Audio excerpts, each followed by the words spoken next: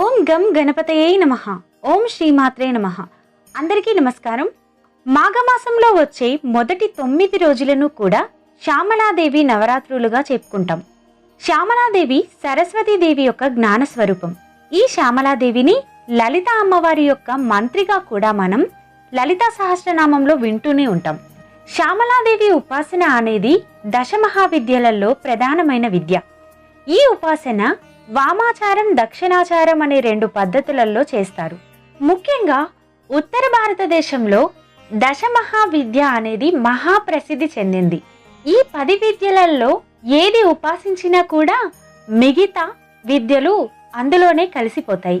కనుక శ్యామలాదేవి ఉపాసన చేస్తే మిగతా 9 ఉపాసనలు ఇందులోనే విలీనమై త్వరగా సిద్ధిస్తాయని మన పురోహితులు చెప్పి ఉన్నారు.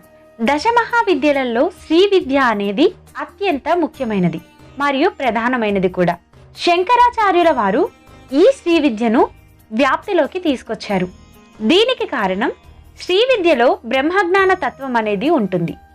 ముఖ్యంగా తాంత్రిక ఉపాసకులు శ్రీ శ్యామలాదేవి నవరాత్రులను విశేషంగా జరుపుకుంటారట. మాఘశుద్ధ పాడ్యమి మొదలు మాఘశుద్ధ నవమి వరకు శ్యామలాదేవి నవరాత్రులను గుప్త నవరాత్రులుగా చేసుకుంటూ ఉంటారు. శ్యామలాదేవి అంటే చాలా చల్లని తల్లి. ఈ శ్యామలాదేవిని మనం సరస్వతీదేవికి ఇంకొక రూపంగా కూడా కొలుస్తాం. ఆరాధించే వారిని అనుగ్రహించే దేవతా స్వరూపమే ఈ శ్యామలాదేవి. ఎవరు కూడా అజ్ఞానంతో శ్యామలాదేవిని ఉగ్ర స్వరూపిణి అని అనుకోకండి. ఈ మహాతల్లి చాలా చల్లని తల్లి. శ్యామలాదేవి అంటే లలితా పరాభట్టారిక యొక్క నుదిటి నుండి, అంటే ఆలోచన బుద్ధిశక్తి నుండి పుట్టిన తల్లి. లలితాదేవి యొక్క అనామిక ఉంగరమును రాజముద్రగా తీసుకుని శ్యామలాదేవికి ఇచ్చారట. అందుకే ఈ శ్యామలాదేవి రాజ్యభారమంతా కూడా పర్యవేక్షిస్తూ ఉంటుంది. శ్యామలాదేవికి మాతాంగి అనే పేరు కూడా ఉంది. ఎందుకంటే ఈ తల్లి మతంగ మహర్షికి పుత్రికగా జన్మించారు కాబట్టి. అసలు కాళిదాస మహాకవి మొట్టమొదట్లో ఏమీ తెలియని ఒక బుద్ధిహీనమైన వ్యక్తి. అటువంటి కాళిదాస మహాకవి కేవలం శ్యామలాదేవి అనుగ్రహం వల్లనే శ్యామలాదేవి దండకాన్ని రచించగలిగి కీర్తించి గొప్ప మహాకవి అయ్యాడు. మన భారతదేశంలో వ్యాస మహర్షి, వాల్మీకి మహర్షి తరువాత గొప్ప ప్రావీణ్యం పొందిన కవిగా కాళిదాసు నిలిచారు. ఎక్కడి నుండి వచ్చింది ఆ మహాకవికి అంతటి శక్తి? కేవలం ఆ శ్యామలాదేవి అనుగ్రహం వల్లనే కదా. ఏ దేవినైనా ఏ దేవుడినైనా గాని పూజించడానికి 2 పద్ధతులుంటాయి. ఒకటి సాత్వికమైన పద్ధతి, మరొకటి శూద్రమైన పద్ధతి. మనం ఎప్పుడైనా కూడా సాత్వికమైన పద్ధతిలో దేవతలను పూజించాలి. ఎప్పుడు కూడా శూద్రమైన పద్ధతిలో పూజించకూడదు. ఎప్పుడైతే సాత్విక భావంతో మనం పూజలు చేస్తామో అప్పుడు ఎటువంటి తల్లినైనా కూడా మనం పూజ చేసుకోవచ్చు. చాలా మంది అనుకుంటూ ఉంటారు, వారాహి అమ్మవారు మరియు శ్యామల అమ్మవారులు ఉగ్ర స్వరూపిణులు. వారిని పూజించడం వలన పూజలో ఏవైనా పొరపాట్లు జరిగినప్పుడు వారికి కోపం వచ్చి మనం వారి కోపానికి పాత్రులమవుతామని. కానీ అటువంటి భావనలు ఎవరికైనా ఉంటే వాటిని వెంటనే తీసేయండి. ఎందుకంటే మనం ఎప్పుడైతే సాత్విక ఆలోచనలతో పూజ చేయడం మొదలు పెడతామో అప్పుడు మనం పూజించే ఆ చల్లని తల్లులు కూడా సాత్వికంగానే మనపై వారి కరుణా కటాక్ష వీక్షణలను చూపిస్తారు. ఎలాగైతే వరాహస్వామి ఉగ్రస్వరూపమైనప్పటికీ కూడా మన భూమండలాన్నంతా కాపాడగలిగాడో, అలాగే ఎలాగైతే లక్ష్మీ నరసింహస్వామి ఉగ్రస్వరూపమైనప్పటికీ కూడా పసిపిల్లవాడైనటువంటి ప్రహ్లాదుని అనుగ్రహించగలిగాడో, అలాగే ఉగ్ర స్వరూపిణులు అయిన వారాహి అమ్మవారు, శ్యామల అమ్మవార్లు కూడా చల్లని తల్లులే.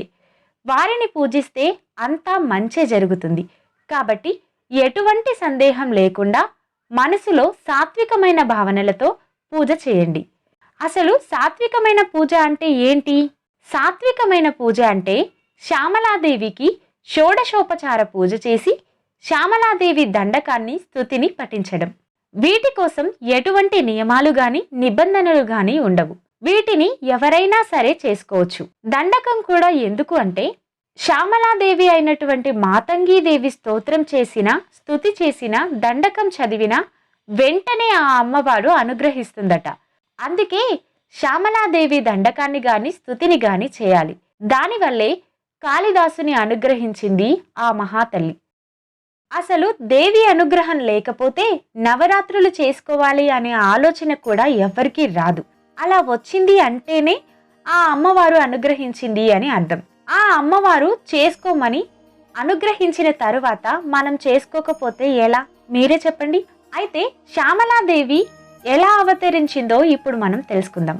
లలితాదేవి బండాసురుడు అనే రాక్షసుని సంహరించడానికి తానొక్కతే శ్రీచక్రాన్ని అధిరోహించి వెళ్ళిందట.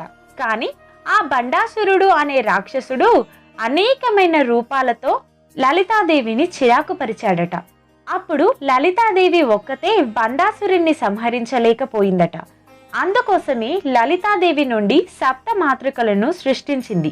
ఆ సప్త మాతృకలలో ఒకరే ఈ శ్యామలాదేవి. శ్యామలాదేవి లలితాదేవి యొక్క నుదుటి భాగం నుండి జన్మించారు. అలా జన్మించిన శ్యామలాదేవి లలితాదేవి యొక్క అనామిక ఉంగరాన్ని పొంది లలితాదేవికి మంత్రిగా తన రాజ్యభారమంతా స్వీకరించింది. అసలు లలితాదేవి ఎవరు అంటే, పరమేశ్వరుడు సృష్టిని చేయాలి అని సంకల్పం చేయగానే ఆ సంకల్పంతోనే వచ్చిన శక్తే లలితాదేవి. ఇక్కడ సృష్టి చేయాలనుకున్నది ఇచ్ఛాశక్తి. ఇచ్ఛాశక్తిని పరమేశ్వరుడు అనుకుంటాం. అంటే ఇష్టం అనే భావనే శివుడు అని అర్థం. ఇచ్ఛాశక్తి లలితాదేవి, జ్ఞానశక్తి శ్యామలాదేవి, క్రియాశక్తి వారాహీదేవి. తత్వశక్తి నుండి 2 శక్తులు పుట్టాయి. అవే జ్ఞానశక్తి, క్రియాశక్తి. ఈ ముగ్గురిని కలిపే ఒకే ఒక్క శక్తిగా చూస్తేనే ఒక పద్యం రూపం వస్తుంది. అయితే ఇక్కడ ఎవరైతే జ్ఞానానికి సంబంధించిన వారు ఉన్నారో వారే శ్యామలాదేవి. ఈమెని సరస్వతీదేవి, బ్రాహ్మిణీదేవి అని కూడా పిలుచుకుంటాం. శ్యామలాదేవి అనుగ్రహం ఎలాంటిదో ఇప్పుడు మనం తెలుసుకుందాం. పూర్వకాలంలో మతంగ ముని అని ఒక వ్యక్తి ఉండేవాడు. అతడు హిమవంతునికి స్నేహితుడు. మతంగ మహర్షి మరియు హిమవంతుడు ఇద్దరూ ఒకానొక నాడు మాట్లాడుకుంటూ ఉండగా, మీకు తెలుసా, నేనెంతో అదృష్టవంతుడిని మరియు గొప్పవాడిని, నేను చెప్పేది నిజం అని హిమవంతుడు మతంగ మహర్షితో అన్నాడట. అదేంటి అని మతంగ మహర్షి అడుగగా, నేను ఆదిశక్తి అయినటువంటి అమ్మవారికి తండ్రిని, అంతకంటే ఆనందం మరొకటి ఏముంటుంది అని చెప్పాడట హిమవంతుడు. ఆ మాటలను విన్న మతంగ మహర్షి అమ్మవారి భక్తుడే, కానీ అతడు శ్యామలాదేవికి భక్తుడు మాత్రమే అనుకుని హిమవంతుణ్ణి చూసి చిన్నబోయాడట మతంగ మహర్షి. నేను ఎలాగైనా కూడా అమ్మవారికి తండ్రిని కావాలి అనుకొని మనోనిశ్చయం చేసుకొని అమ్మవారి ఉపాసన చేయడం మొదలుపెట్టాడు మతంగ మహర్షి. అలా కొంతకాలం సాధన చేయగానే అమ్మవారు అనుగ్రహించి మతంగ మహర్షికి దర్శనమిచ్చింది. ఏం వరం కావాలో కోరుకో అని అడిగింది. అప్పుడు మతంగ మహర్షి, అమ్మ, నీ అనుగ్రహం కావాలి తల్లి అన్నాడట. అప్పుడు అమ్మవారు, నా అనుగ్రహం నీకు ఇప్పుడు కూడా ఉంది కదా అంటుందట. అమ్మ, ఇలా కాదు, నువ్వు నాకు కుమార్తె కావాలమ్మా. ఈ జగత్తునంతా నువ్వు లాలిస్తే నిన్ను లాలించే భాగ్యం నాకు ప్రసాదించు తల్లి అని కోరుకున్నాడట. వెంటనే శ్యామలాదేవి అనుగ్రహించి, మీకు నేను కూతురుగా పుడతాను అని చెప్పి అంతర్ధానమైపోయింది. ఆ తరువాత రోజు మతంగ మహర్షి భార్యకి అమ్మవారు కలలో కనిపించి ఆకుపచ్చని రంగుతో మెరిసిపోతున్న మొహంతో తామర పువ్వును చేతిలో ధరించి అభయహస్తాన్ని చూపించి మాయమైపోయిందట. ఈ సంగతిని భర్తతో చెప్పింది మతంగ మహర్షి భార్య. వెంటనే మతంగ మహర్షి అమ్మవారు అనుగ్రహించింది అని అనుకొని చాలా సంతోషించారట. కొంతకాలం తర్వాత మతంగ మహర్షి భార్య గర్భవతి అయి అమ్మవారికి జన్మనిచ్చింది. అప్పుడు ఆ తల్లిదండ్రులిద్దరూ ఆమెకి మాతంగి అనే పేరును పెట్టారు. అలా మతంగ మహర్షి కుమార్తె కావున మాతంగి అనే పేరుతో శ్యామలాదేవి మనందరినీ అనుగ్రహిస్తుంది. ఇక శ్యామలాదేవి అనుగ్రహం ఎలా ఉంటుందో నిరూపించే కథను ఇప్పుడు చూద్దాం. ఒకానొక రాజ్యంలో ఒక రాజుగారు ఉండేవారు. అతడికి జ్ఞానం అంటే చాలా ఇష్టం. తన కుమార్తెను కూడా ఒక గొప్ప విద్యావంతురాలిగా తీర్చిదిద్దాడు. ఆమె పేరు కూడా విద్యావతి అనే పెట్టుకున్నాడు. అంత విద్యావంతురాలికి సరి అయిన వరుణ్ణి, విద్యావంతుణ్ణి, అత్యంత తెలివైన వాడిని, జ్ఞానవంతుణ్ణి, పండితుడు అయినటువంటి వాడిని అల్లుడుగా తీసుకొచ్చి తన కుమార్తెకిచ్చి వివాహం జరిపించాలి అనుకున్నాడు. అయితే రాజుగారి దగ్గర చాలా మంది పండితులు కూడా ఉన్నారు. అందులో ఒక పండితుణ్ణి పిలిచి, రాజుగారు, నా కూతురికి మంచి విద్యావంతుణ్ణి చూసి వివాహం చేయాలి, ఆ బాధ్యత నీకే అప్పగిస్తున్నాను అని చెబుతాడు. ఆ పండితుడు, నాకంటే గొప్పవారు ఎవరుంటారు, నాకే ఇచ్చి చేయొచ్చు కదా, నన్ను హేళన చేస్తాడా అని ఇతనిపై ఎలాగైనా ప్రతీకారం తీర్చుకోవాలి అనుకొని రాజ్యంలో ఎవరైనా పరమ మూర్ఖుడు ఉన్నాడా, ఎక్కడైనా దొరకడా అని వెతకడం మొదలుపెట్టాడు. దారిలో ఒక వ్యక్తి చెట్టు కింద కూర్చొని తాను కూర్చున్న చెట్టు కొమ్మనే తానే నరుక్కుంటూ ఉండడం చూస్తాడు. అతనిని కిందికి పిలిచి, ఎవడము నువ్వు అని అడుగుతాడు. అతడు వణుకుతూ మాట్లాడాడు. దానికి ఆ పండితుడు, నీకు నీ వేషాన్ని మార్చి రాజు ముందు నిలబెడతాను. నువ్వు దేనికి మాట్లాడవద్దు. కేవలం కొన్ని మాటలకు నవ్వు, కొన్ని మాటలకు ఏడువు. దానితో నేను నిన్ను ఇతడు మౌనంతోనే మాట్లాడే మహామేధావి అని చెబుతాను. నా మాటల మీద నమ్మకం ఉంది కాబట్టి ఆ రాజు నీకు తన కుమార్తెనిచ్చి వివాహం చేస్తాడు అంటాడు. దానికి ఆ వ్యక్తి రాజకుమార్తెతో పెళ్లి అని ఒప్పుకుంటాడు. ఆ తర్వాత పండితుడు ఆ మూర్ఖుణ్ణి తీసుకొని రాజమందిరంలో నిలబెట్టి మేధావిగా చిత్రీకరించి అనుకున్నది అనుకున్నట్టుగా చేస్తాడు. అతని మీద నమ్మకంతో రాజు కూడా ఆ మూర్ఖుడికిచ్చి తన కుమార్తె వివాహం జరిపిస్తాడు.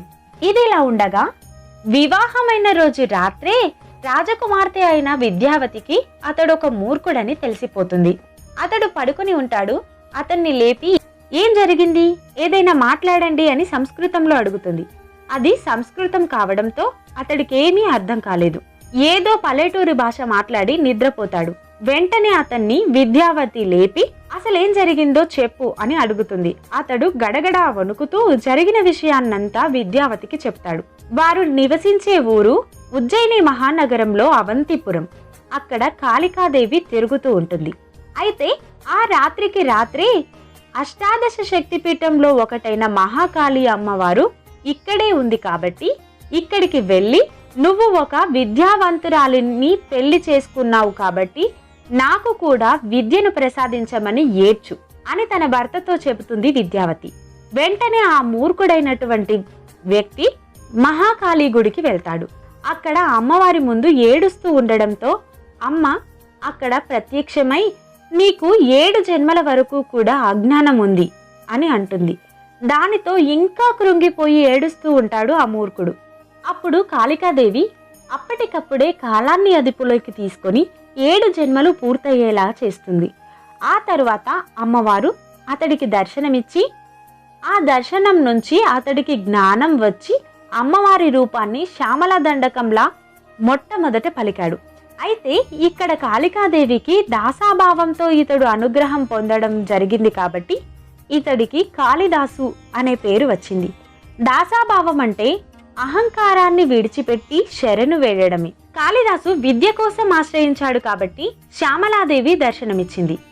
శ్యామలాదేవి ఎలా ఉంటుందో చెప్పడమే శ్యామలాదేవి దండకం. అమ్మవారి అనుగ్రహంతో కాళిదాసు ఎంతో మహా పండితుడయ్యాడు. ఎన్నో పద్యాలు, శ్లోకాలు, ఎన్నో స్తోత్రాలు రచించాడు. అలా అత్యంత మందబుద్ధి కలవాడిని కూడా మహా పండితుణ్ణి చేయగల సామర్థ్యం ఒక్క శ్యామలాదేవికి మాత్రమే సొంతం. ఇది శ్యామలాదేవి యొక్క ప్రత్యేకత. ఈ కథలన్నీ గనుక మీకు నచ్చినట్లయితే తప్పకుండా ఒక లైక్ చేయండి. అలాగే ఇలాంటి మరిన్ని ఆసక్తికరమైన విషయాల కోసం మన ఛానల్కి సబ్స్క్రైబ్ చేసుకొని పక్కనే ఉన్న బెల్ ఐకాన్ను క్లిక్ చేయండి. ఇంతవరకు ఓపికగా నా వీడియోని చూసినందుకు మీ అందరికీ ధన్యవాదాలు.